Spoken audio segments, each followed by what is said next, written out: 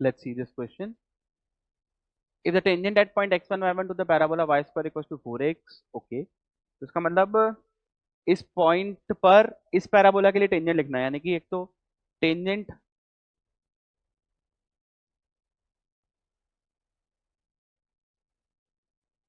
इन point form में tangent लिखनी है इस पैराबोला के लिए, तो होता है t इक्वल टू 0। तो एक कंसेप्ट तो मैं ये यूज करने वाला हूँ। दूसरा क्या है, वो दूसरे पैराबोला को, इसकी जो टेंजेंट है ना पहले वाले की, वो दूसरे वाले पैराबोला को क्यू और आर पे मिल रही है और उसके मिड पॉइंट का लोकस, मिड पॉइंट चाहिए हमें। तो इसका मतलब मुझे chord with given midpoint भी यूज करना पड़ेगा। ठीक है, chord with given midpoint. ठीक है, और chord with given midpoint क्या होता है, t बराबर s1। ठीक है, तो ये दो चीजें मैं इसमें यूज करने वाला हूँ। चलिए तो एक एक करके इसको सॉल्व करना स्टार्ट करते हैं। तो सबसे पहला पैराबोला मुझे दिया हुआ Y square equal to 4x। अच्छा चल क्या रहा है, पहले मैं आपको डायग्राम से समझाने की कोशिश करता हूँ। ठीक है, तो समझिए कुछ इस तरह से एक सिचुएशन है, ऐसे दो पैराबोलाज हैं।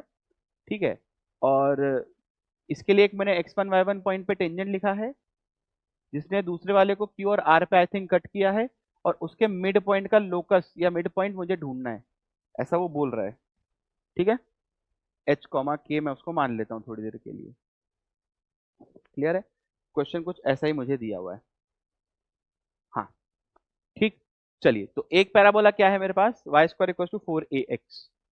इसके लिए सारी कहानी Y square is equal to 4ax, और दूसरा वाला क्या है, Y square is equal to I think 4ax plus B है, जहां तक मुझे ध्यान है, 4a times x plus B. ठीक है, ठीक है ना। चलिए तो इसके लिए सबसे पहले मैं x1 y1 पॉइंट पे इक्वेशन लिखता हूँ टेंजेंट का। ठीक, तो t इक्वल टू 0। अच्छा एक और बात ध्यान से समझिए, भाई ये पॉइंट तो इस पैराबोला के ऊपर ही लाई कर रहा है ना, यानी कि इसको तो सेटिस्फाई करेगा ही करेगा। तो मैं इसको सेटिस्फाई करवा के पहले एक तो ये लिख ही लेता हूँ कि भाई y1 स्क्वायर जो है वो 4x1 के बराबर है। ठीक, ये तो हो गया मेरा पहला पॉइंट जिसको मैं यूज करने वाला हूँ। अब मैं लिखता हूँ t इक्वल टू 0, जो हमने पहला कंसेप्ट था। तो t इक्वल टू 0 लगा देते हैं इसमें, तो y स्क्वायर की जगह आएगा y1, और 4a की जगह आएगा 2x की जगह आएगा x प्लस x1 बेसिकली। तो 2 मैंने वहां से निकाला, x प्लस x1। ठीक, तो इसको थोड़ा एक्सपेंड करके लिखेंगे तो y1, और इधर आ जाएगा 2ax प्लस 2ax1। ठीक, इसको मैं बोल देता हूँ इक्वेशन नंबर 2। क्लियर है, ठीक है भाई। अब चलते हैं t बराबर s1 पे, क्योंकि मुझे एक cord with the given midpoint भी तो लिखना है। कि भाई अब मैं क्या कर रहा हूँ, बड़े वाले पैराबोला के लिए एक कॉर्ड लिख रहा हूँ जिसका मिड पॉइंट h कॉमा के मुझे मालूम है, तो उसको मैं t बराबर s1 से लिखता हूँ। तो लिख देते हैं इसके लिए भी, चलो। तो पहले मेरे को इसको सॉल्व करना पड़ेगा थोड़ा सा। तो y square is equals to 4ax plus 4ab। ठीक है, क्योंकि मुझे x की जगह तो रिप्लेस करना था, कांस्टेंट को तो छेड़ते ही नहीं हम लोग।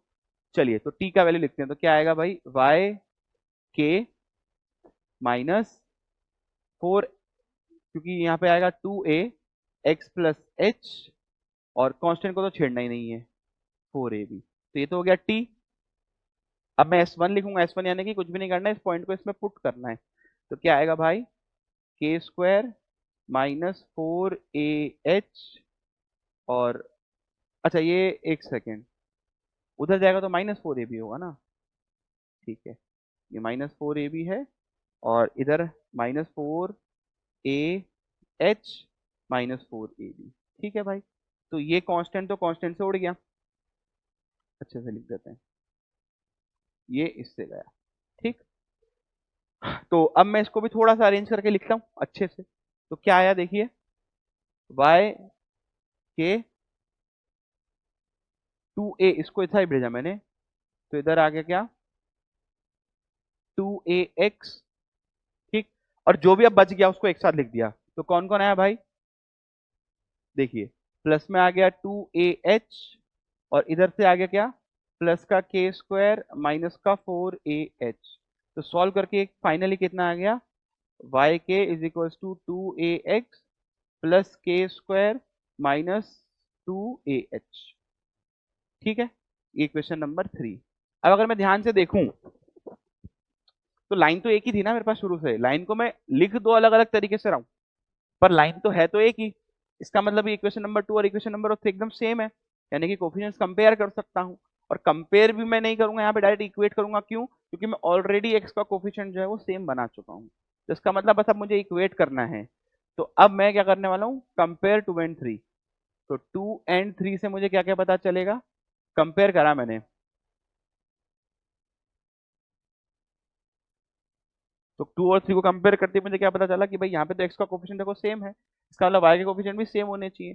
तो मुझे पता चला कि भाई के का वैल्यू तो सीधा सीधा क्या आ गया भाई, y1। ठीक। और इधर कांस्टेंट कांस्टेंट बराबर, तो इधर कांस्टेंट क्या है, 2ax1। इधर कांस्टेंट क्या है, के स्क्वायर माइनस 2ah, यही है। ठीक। अब मुझे के तो y1 के बराबर पता चल चुका है, तो यहाँ पे मैंने y1 रख दिया। तो 2ah का वैल्यू कितना आया, के स्क्वायर, यानी कि y1 स्क्वायर माइनस 2ax1। और y1 स्क्वायर तो देखो 4a y1 के बराबर ही ना, तो यहाँ पे पुट कर दिया मैंने।